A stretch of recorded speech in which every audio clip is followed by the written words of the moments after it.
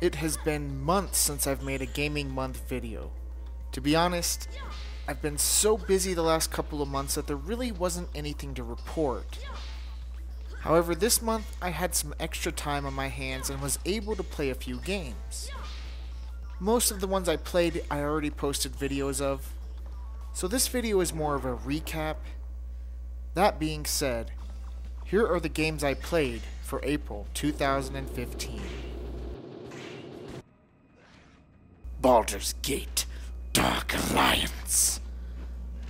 While fans of the PC Baldur's Gate games were more than disgusted with the consoling up of this series with Dark Alliance, this is still a great looking and well made hack and slash RPG. Dark Alliance was developed by Snowblind Studios, who would later move on to the Champions of Norath games, leaving development of Dark Alliance 2 to Black Isle, the developers of Fallout 2 and Planescape Torment. The game runs on the Snowblind engine, which runs just about every other similar game on the PS2, GameCube, and Xbox. Games like Champions of Norath, Fallout, Brotherhood of Steel, and The Bard's Tale come to mind. And like other similar games on the PS2, I've started Dark Alliance probably a dozen or so times, wanting to see it all the way through to the end, but I always get sidetracked. Great game, not as much depth as the previous PC versions, however, still worth playing in its own merits. Maybe this time I'll actually see it through to the end, though.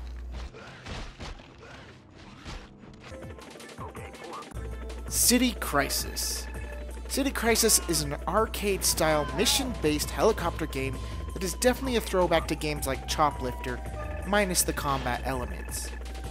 The mission-based progression reminds me of games like Smuggler's Run, where you have to complete tough missions in order to progress. As you can see from the gameplay video I uploaded earlier this month of the game, I failed the second mission. This is one that requires the same focus of games like Smuggler's Run in order to progress forward. Fun little game from what I've played of it, and definitely a niche title.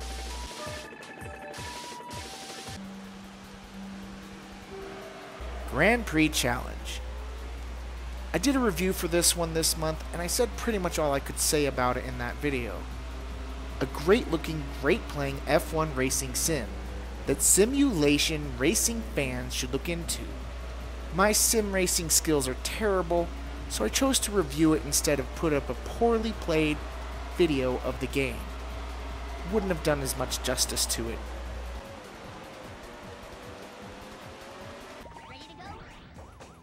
Jumping Flash. I also did a review for this one this month. Someone requested footage of the game on Twitter, and I already had a video up of the game, so I linked it to them. After watching the footage myself, I really wanted to play it.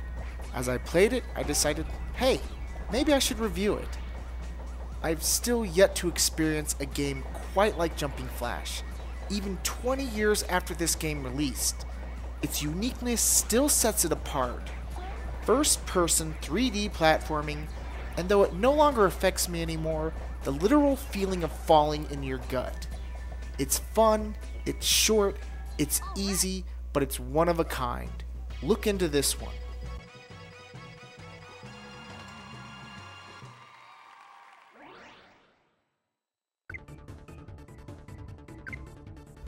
Okage.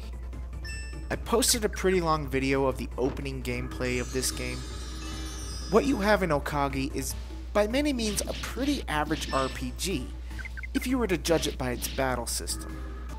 However, I really dig the art style of the game, and I find the dialogue to be hilarious.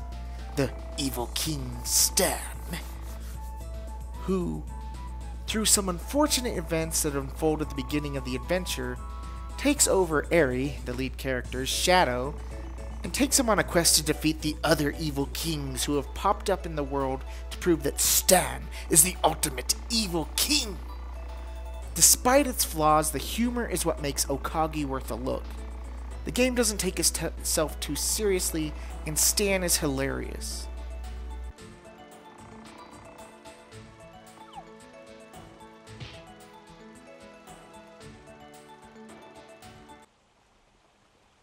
Primal. I started another save in Primal this month. I haven't gotten very far back into it, but Primal is a great adventure game that comes from the team behind the Medieval series on the PS1. In Primal, you can switch between two lead characters on the fly in order to solve the game's many puzzles. Scree can scale walls, is not very tasty looking to enemies, and is strong, being able to move heavy objects. Jen is fast, can fit into small spaces, and handles the combat elements. The puzzles in the game really take advantage of each character's abilities. They are very well thought out.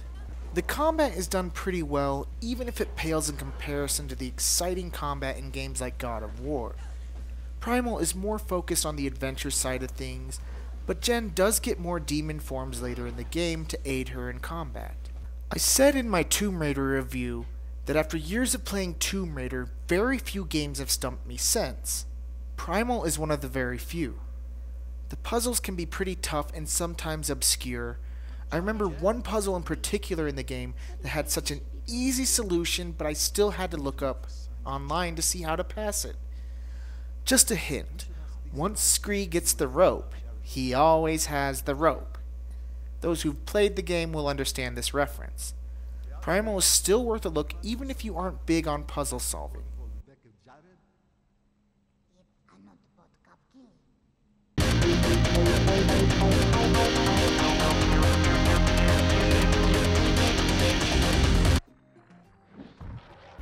The underrated gem of the month, Kingsfield, the Ancient City.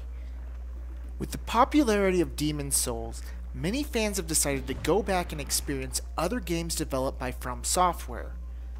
The Kingsfield series, the first three of which being PS1 games, has always been a series that people have either loved or hated. Kingsfield is a first-person RPG in similar vein to Ultima Underworld. This is more of a dungeon crawler than an open-world RPG like the Elder Scrolls. The most hate for the series comes from the slow pace of the game. However, the Kingsfield series has always had tremendous atmosphere.